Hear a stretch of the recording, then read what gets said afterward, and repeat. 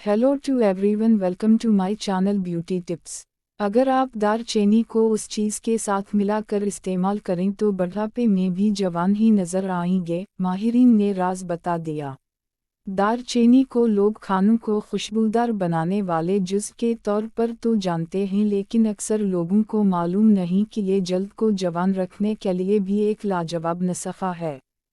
जल्द को तरोताज़ा और जवान रखने के लिए दारचीनी को कई तरह से इस्तेमाल किया जा सकता है। मिसाल के तौर पर अगर आप जल्द की झुर्रियों को ख़त्म करना चाहते हैं तो उसके लिए दारचीनी को जैतून के तेल के साथ मिलाकर इस्तेमाल करें।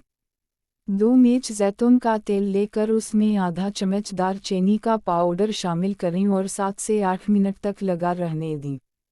उसके बाद चेहरे और गर्दन का अच्छी तरह मसाज करें और फिर चेहरे और गर्दन को किसी साफ़ और नमदार कपड़े से अच्छी तरह साफ़ कर लें।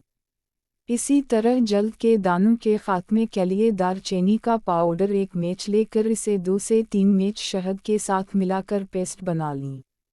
उस पेस्ट को जल्द पर तकरीबन 10 मिनट तक लगा रहने दें और फिर नियम गर्म पानी से धो डालें। उस नुस्खे के इस्तेमाल से आप जल्द के दानों से बआसानी निजात पा सकते हैं।